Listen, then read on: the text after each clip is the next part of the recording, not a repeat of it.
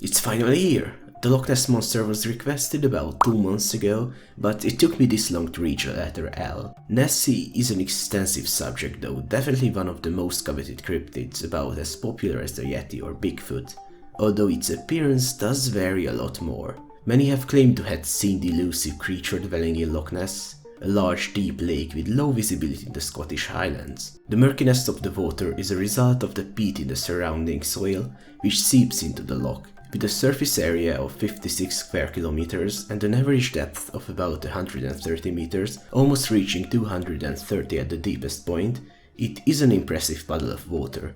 The loch is interconnected through rivers with other bodies of water, even the North Sea. As a result, species one would not expect occasionally appear in and around the loch, including seals and saltwater fish. This is an important notion to keep in mind for various reasons, which I'll get into in due time. The roughly 200 to 300 reports claim many features, but the most common ones seem to be one or more humps above the water level, a long swan-like neck, possible ears or horns, undulating movement, a potentially large body with a length of approximately 9 meters, and either stubby legs, fins, or no limbs whatsoever. Based on these features, one could easily deduce that perhaps not everyone saw the same thing. Most likely all manner of animals and objects are lumped together due to the perceived notion that something unusual lives in the lake, but I'm getting ahead of myself again, as always. In reality, Nessie is most often depicted as either a serpent or a plesiosaur. Neither of these appearances are a real possibility, but I'll keep using this image for now. Due to the ears, many believe there is a connection between it and water horses, like kelpies. If you don't know what those are, I have a handy video right here dissecting them, so go watch it. This little plesiosaur would be very happy if you did. Anyway, I think the connections are superficial at most, as Loch Ness monster does not seem to be one to hunt humans, resemble an actual horse, or have shape-shifting capabilities, which are very common characteristics of water horses. At best, the kelpie legends of the lake could be considered predecessors, tales that gave credence to the idea of a monster lurking there.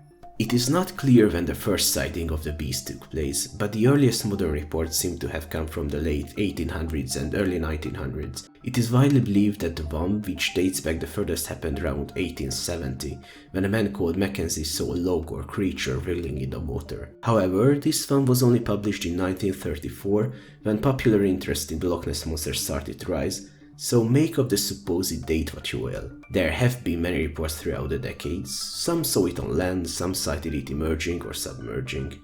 Many claim that sightings increased after a public motorway was built around Loch Ness in 1933, but others say that the place was never that isolated and the new road had little effect. All in all, there is no point in mere citing each and every one of them, as many have either been proven to be misidentifications or bear no importance to the overarching story of Nessie. The most famous sighting and photo quote-unquote evidence of the creature is the surgeon's photograph.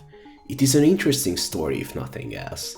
There is a little prelude to the whole saga. In 1933, a big game hunter called Marmaduke Wetherell claimed to have discovered unusual tracks on the shore leading down into the water. Investigators of the Natural History Museum, however, quickly identified the footprints to have been made using dried hippopotamus feet. Might seem a bizarre choice, but they used to be popular umbrella stands back in the day, especially fitting for a hunter. Thus, Wetherell was humiliated but did not give up here. On April 19th, 1934, Colonel Robert Wilson, a respected British surgeon, claimed to have taken a photo of the monster. Even at first glance, the picture seems a bit odd.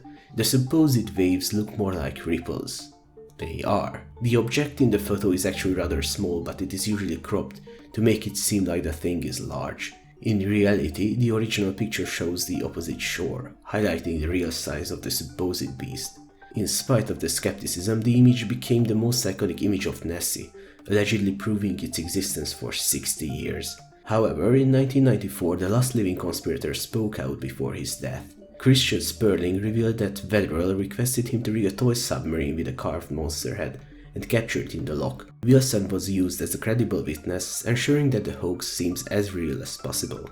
There have been many photographs since, some too blurry to make out anything, while others are obvious fakes. No image enjoyed the same fame as the surgeon's, and few are of note at all, but there have been a handful of very interesting ones. One of these is quite recent, captured by Apple Maps of all things.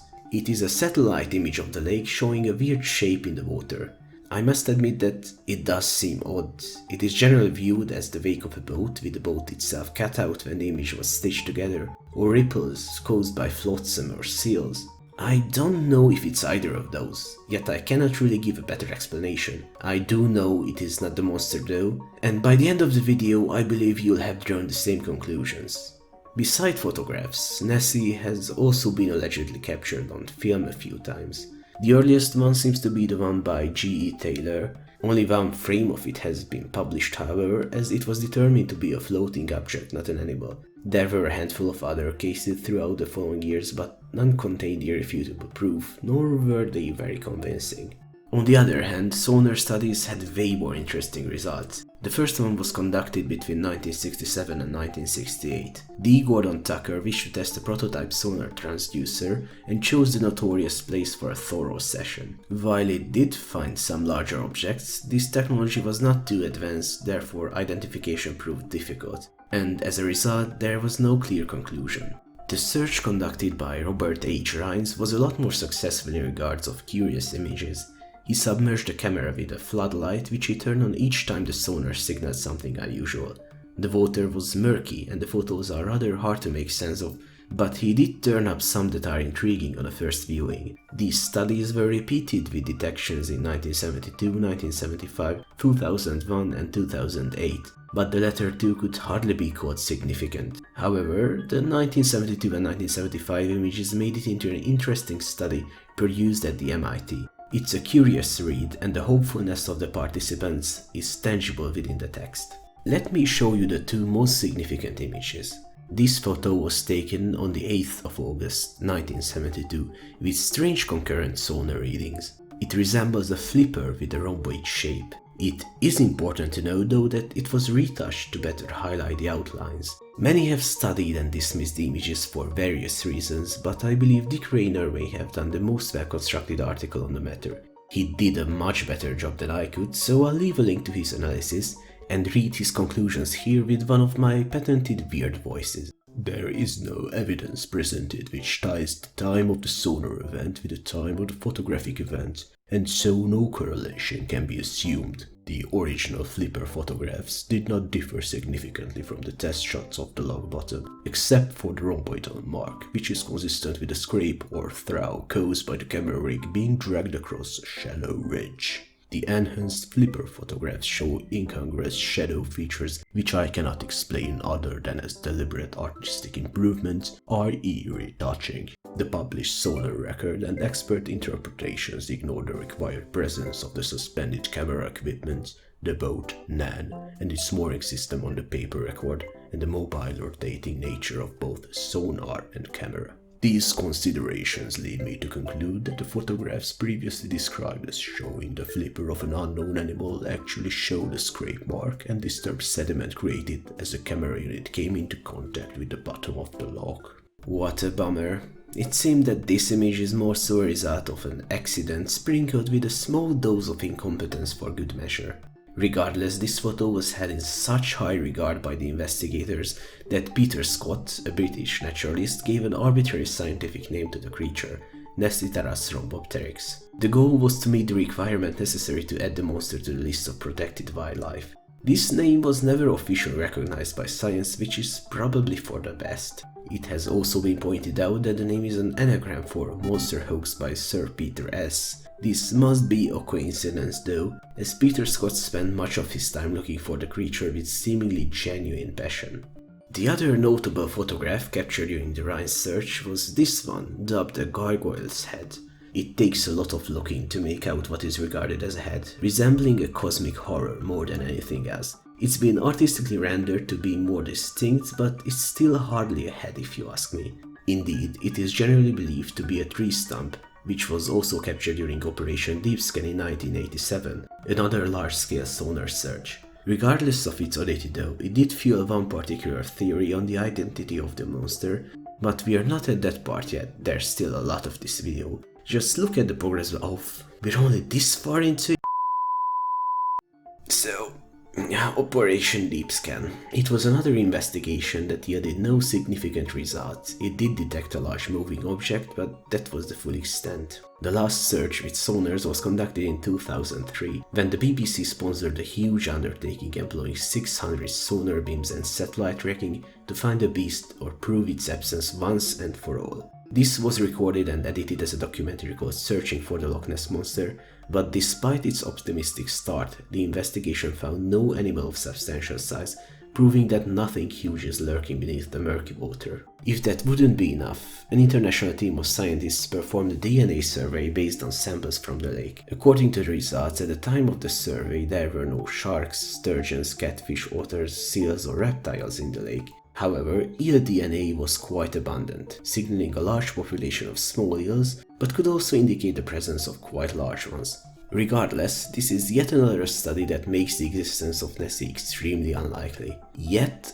not impossible, and for some people, that is enough. The interconnected nature of the loch and the fact that the DNA analysis only covered 2 weeks and cannot reliably identify animals that were present at the site more than 48 hours prior to sampling gives a very slim chance to the hardcore believers. However, to convince them, people who want or rather need the monster to be real, it would take the removal of all water from the system and lining up each animal found within. Not that we need to convince them. If this is the thing that gives their life meaning, so be it. Proving the skeptics wrong is nigh impossible, but would be quite the event, wouldn't it? So, I've told at length of the cryptozoological aspect of the beast lurking in Loch Ness, but is there any folklore tied to it? Ancient stories or legends? Not specifically. I mentioned that there were kelpie tales which take place in or around the lake, but no long-necked water serpent was part of these accounts. There is one outlier though, but that one took place in the River Ness, not the loch. In the life of Saint Columba, a collection of stories from the life of the first Christian missionary to enter Scotland, Saint Columba of Iona encountered a water monster in 565. When he was to cross the river, he saw some locals burying an unfortunate soul who was not long ago lacerated by a monster residing in the water. Being a big boy, the saint was not frightened, and sent one of his companions to swim across and row back a cobble moored at the opposite bank. As one would expect, the monster took this prime opportunity to complete its meal, emerging with a bellowing roar. Saint Columba was ready though. He formed the sign of the cross and commanded the monster to flee, which it promptly did. Now, in this depiction you could see a traditional Nessie shape, but the monster is not described. Additionally, these stories were quite common back in the day, and water monsters were not unique to the area. It would be incorrect to assume that the Loch Ness sightings and this tale are related at all, which is the primary reason I did not cite this as the first encounter with Nessie. One of my books also mentioned a 690 AD story speaking of a monster in the region, but I'm not sure what it was referring to as it did not provide much information, so make of that what you will. This is the extent of ancient records though. Now that we have thoroughly explored the nature of the beast, we should also address what the sightings could actually refer to. There have been an overwhelming number of theories over the decades, with some damn fine and one or two damn stupid ones. However, before I go over most of these, let me highlight some features which will make some theories an impossibility. So, according to the reports, Nessie moves with vertical undulations. This movement actually narrows down the possibilities quite a bit. Reptiles, amphibians and fish are incapable of vertical undulations, which eliminates almost all of them from the race. Additionally, if we are indeed talking about a long neck and not an elongated body, gills seem improbable, as no long-necked vertebrate on the planet possesses gills, as these would be part of the skull and jaw structure of the animals. This is another argument against fish and amphibians. Airbreathing is another notable point. Since sightings are so rare, the monster cannot possibly have lungs, as that would mean it has to surface several times a day, thus being much easier to spot. This makes mammals, birds and reptiles a hard sell. So with this in mind, let's begin our hypothesis review. The plesiosaur idea is an impossibility based on the DNA survey, sonar results and the 3 points I mentioned just now. On a similar note, the long-necked newt is also out of the picture despite the laughably high probability it was regarded with. A quite sensible idea is the unusual currents of the lake. Sieges occasionally occur here. These entail the water returning to its original position after being blown toward one of the shores by the wind. Also, the interaction of cold and warm water may result in a swirling movement, which might also raise some eyebrows. Wheat clumps and driftwood are also commonly regarded as being the subject of many sightings. Many animals can also be misidentified, as quite a few fit some of the descriptions under certain conditions. Swimming deer might give off a waterhorse vibe, especially those without antlers. Large catfish, sturgeons, or even sharks swimming up from the sea through the rivers, with the Greenland shark being a prime candidate. At this point though, we approach some of the hypotheses which require a bit more explanation. One of the two most likely candidates to fool onlookers are eels. As I've mentioned before, quite a lot of eel DNA was found during the survey, and they could potentially grow quite large. You might recall that I ruled out fish though. Well, in this case the neck is more so the elongated body, but the inability of vertical undulation still stands. However, there is a particular way eels often like to swim. The animals turn on their sides and move close to the surface, thus producing the humps seen by so many witnesses. Some aquatic mammals are also prime candidates, but seals more so than otters. Remember, they have the possibility to swim up here just like sharks could. Even though they are not as good of it, otter ears are a thing to consider when it comes to the appendages on Nessie's head. For seals, there is one more important aspect though. Smaller species often adopt a very distinctive posture when they rise vertically from the water as far as they can to survey the waves. This might give off the appearance of a long-necked creature swimming casually. But now, ladies and gentlemen, we come to the truly bizarre ones. Based on the 3 points I mentioned before this section, F.W. Halliday proposed the idea that the Loch Ness monster must be an invertebrate. He coined it might be a Thales monster, an animal that was common during the Pennsylvanian period, 300 million years ago, but also disappeared long before our time. The image you are seeing right now is a modern interpretation of the fossils, but back then it was seen quite differently. They thought that the trunk-like mouth was actually a long neck with a head at the end, and the eyes on the sides were regarded as little flippers. Naturally, the theory does not stand now, but it is an interesting idea and is the basis for the next one. A few believe that Nessie is a species of giant aquatic slugs. I believe that Oberon Ravenheart was the one to propose this argument, providing a surprisingly thorough analysis with it. Certainly, his image would coincide with many sightings, the sonar photos as well as the 3 points I made. However, it does not stand up to scrutiny overall. The BBC sonar search and DNA analysis are significant detractors, as is the debunking of the very evidence part of the argument is based on. Also, I cannot really see a reason aquatic slugs would grow to such extreme size, ever leave the water to walk the land, or possess a long neck. As an additional support for this argument, the Gwyneth Penry blob or dolphin one animal was mentioned. However, it has since been identified as a blanket octopus swimming near the surface. Based on these brief suggestions, misidentified objects and animals seem to be the root of the sightings, paired with the mystique of the location and the extensive modern myths soon around the many reports. Eels and seals seem to be particularly good fits, but now we've come to the most difficult part of the video for me. The Monsters Dissected series is all about proposing realistic versions of mythical creatures, and now that I'm done with the introduction itself, I'll have to come up with the Nessie of an alternate reality. With all the things I've just listed, this might be the hardest one yet. Let's make a list of what we have to adhere to. It has to have gills, be capable of vertical flexion, have an elongated body or a long neck, have body parts capable of producing the iconic humps, be capable of moving onto land, have horns or ears, and be large. Oh boy.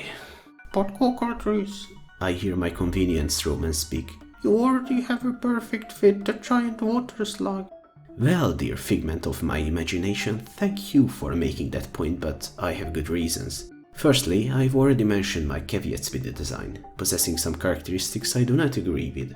Secondly, I'm not about to just copy someone else's idea. What would be unique about this video if I did that? No, I'm going to do it the hard way. The really hard way.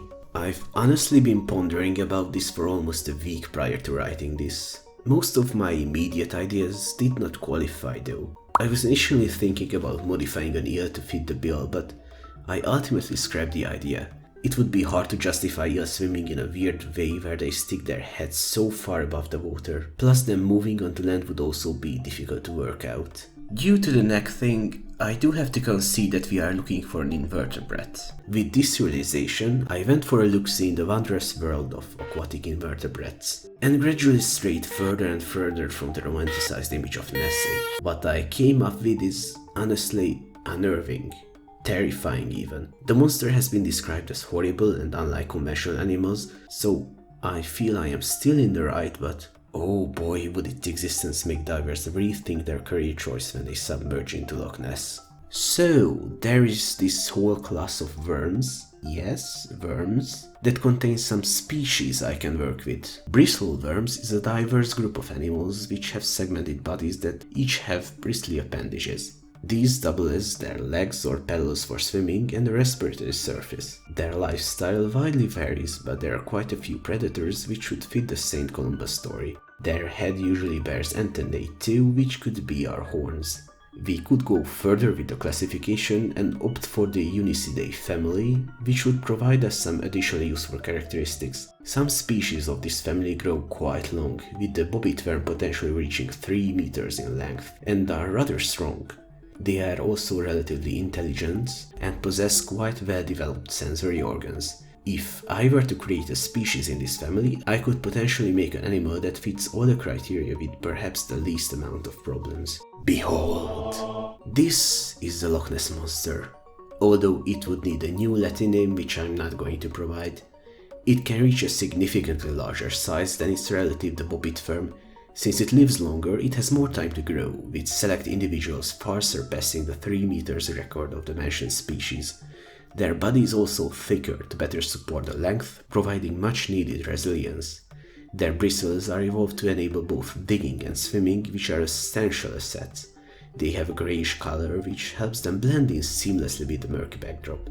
The Loch Ness monsters are ambush predators, burrowing into the sediment. The plant material in the lake would be hard-pressed to sustain these immense swarms, but the wide range of fish and other aquatic animals that reside or swim through the loch provide ample nutrition. Due to their hunting method, they are rarely seen in the top layers of the water, but since prey can be scarce in the depths, most of them reside closer to the surface. The truly large, old, and therefore experienced and brave individuals even occasionally burrow right into the lake or river banks, attacking prey much closer to the surface, including birds or even unsuspecting swimmers.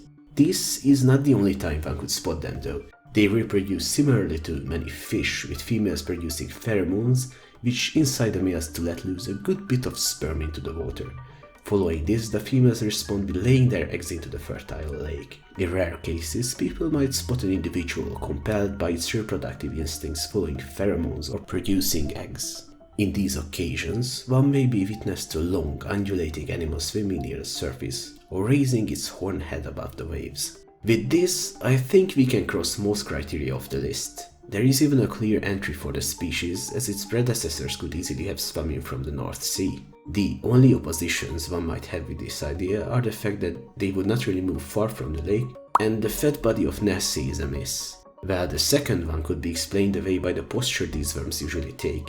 Just look at some photos. Seeing it from afar whirling in the murky water, one might mistake the noted portion with the meteor's central mass. On the topic of Nessies wandering far inland, well, I don't really have anything. These could be classified as misidentifications, as those would still presumably occur since animals like seals could potentially be seen near the lake all the same. I think I awarded a slug in the unnerving department, but it seems like the animals that most closely resemble the sightings are all Lovecraftian horrors. Even the gargoyle head fits to an extent.